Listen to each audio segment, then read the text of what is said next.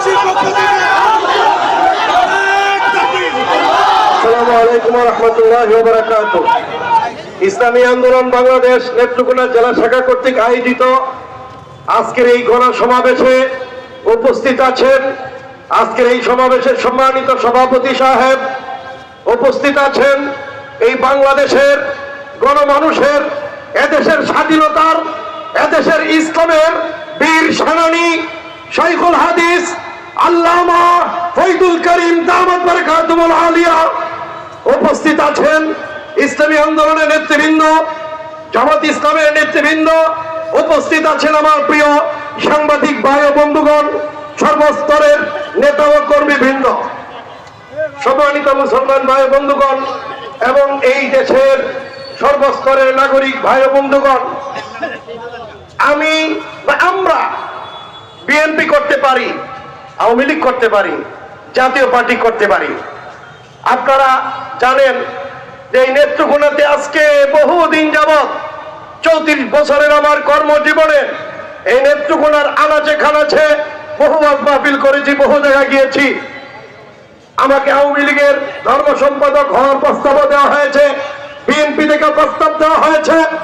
আপনারা এই কথা জানেন, 2001 সালে 4 দলীয় ঐক্য জোটের, ইসলামী ঐক্য জোটের জেলা সেক্রেটারি ছিলাম আমি, নির্বাচন করেছিলাম, সরকারও আমরা গঠন করেছিলাম। কেন আমরা ইসলামী আন্দোলনের সাথে সম্পৃক্ত হইব, কেন আমরা ইসলামিক দলে থাকি, এই কথাটা আপনাদেরকে বুঝতে হবে।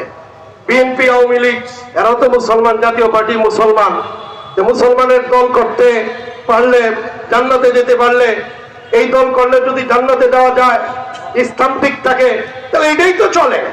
তো হুজুরদের আলাদা দল করার দরকার তাই কি?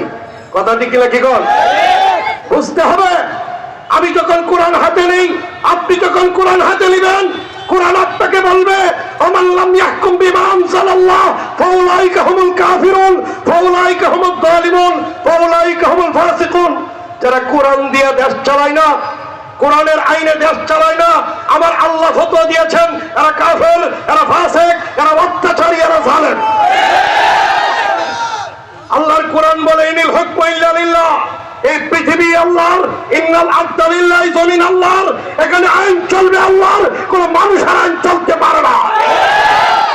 আজকে এই বাংলাদেশে মুসলমান নামদারি যে সকল দল রাজনীতি করছে, সেটা আওয়ামী লীগ হোক, বিএনপি হোক, জাতীয় পার্টি, তাদের কিন্তু এই কথার পরিষ্কার ঘোষণা আছে, তারা কোরআনের আইন, আল্লাহর আইন দিয়ে দেশ চালানোর পক্ষে না।